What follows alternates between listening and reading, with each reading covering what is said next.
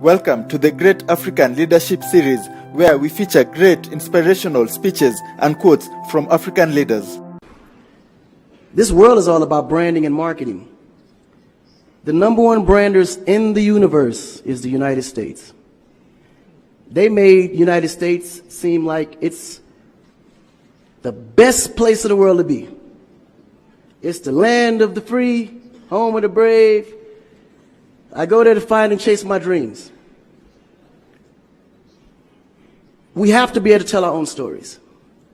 Directors, filmmakers, entertainers, it's going to be clearly, and the press, it's going to be your job to redefine how people think about Africa.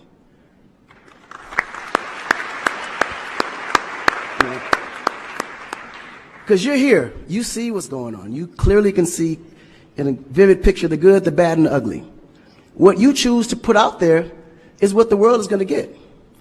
Because I can tell you right now, in Chicago alone, there's more people dying in Chicago than there was in the war in Iraq. But you would never see that. There's a lot of things that's happening in the U.S. that you would never see because they choose to show you what they want you to see for,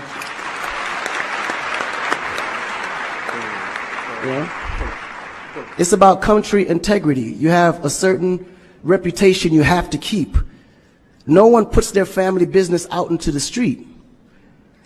One of the problems we have in Africa is that when something happens, the press is quick to put out negative energy and quick to put out a negative story. And then that story goes on to internet, and other broadcasting systems take it and they post it. So when you look at places like Kenya, for instance, that I know of, maybe 2 terrorist attacks, but it was everywhere.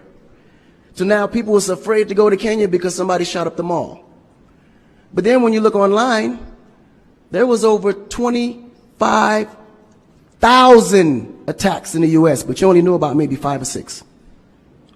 So we have to really rebrand. And then when you look at how the world perceives Africa, they're right. You see zebras, lions, tigers, bears. Oh my. You get to the point where you think Africa's just a big jungle. The images that they're showing of Africa is historical images. This is way before civilization. This is when they were still, battling with spears, like times of Shaka Zulu. No, I'm serious.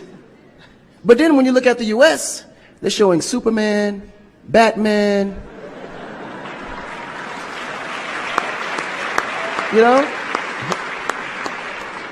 Where is our Superman? Where is our, Shaka Zulu should be a superhero today. Really? So we have to tell our own stories. I mean, even Jesus is white. And you believe it. But it's okay, because how you were framed, if you taught something from the day you were born, and your mother taught you that, your father taught you that, it's real. You never look at your mom and your dad as liars. But their mother and father taught them the same thing, because that's the kind of history that's put out for them to believe. Our history books in the U.S. is all white American history, culture that's been borrowed from other nations. But Africa have to teach the same history of our ancestors, the great things that they have accomplished. And it's going to be the jobs of directors like yourself, filmmakers like yourself, to narrate that story. How do we want to be perceived? How do we want that story to be narrated to the rest of the world?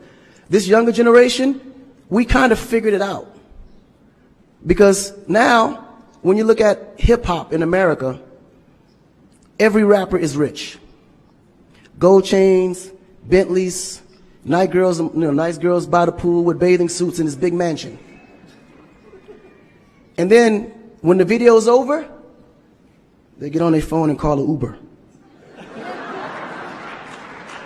They don't even come in the Bentley that you just saw in the TV. But you go to Nigeria, we got Wizkid, Davido, P-Square, all these guys driving a Bentley, Mercedes. They actually own those cars. That's the difference. But if we don't translate that, they will never know. They think we're going to leave the shoot and go home on a horse or a zebra. Because that's what they know. This is why African Americans are so afraid of Africa. You mention Africa, they start shaking. There's so much fear. They don't know how to translate that. It was just recent that people are now saying, yeah, man, you know what? I rock with Africans, man. You know what I'm saying? I want to do some collaborations, man.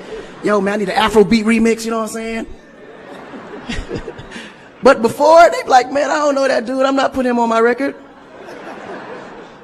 So the younger generation is slowly understanding how you have to rebrand the culture, because the culture has adapted. They've actually took everything that we've created and made it look better. They made a superstar look like a superstar. When I look on TV and I see our biggest entertainers, they don't look like stars. That's why you can't really respect the entertainer. If a politician saw a singer, he'd just be like, oh, he's just a local singer. But if he go to that local singer's performance, he may sell out the stadium because he has a huge influence, but the image is not there. So we have to take the image as a huge accountability for ourselves and realize that Africa really does have a reputation. But if we allow our stories to be told, our stories will be told according to their agenda on what they need to be able to benefit from Africa. So we have to tell our story so we can be able to understand how we can utilize that story to benefit for our agenda. You know? So in closing, this job is for the entertainers, the filmmakers, the reporters, and anyone that creates content. We have to rebrand. And we have to rebrand it in the way that we see it and tell the story to where they can understand it, feel comfortable, and want to come here and invest. Right? To add to what Akons Share this video with friends and family to support the channel.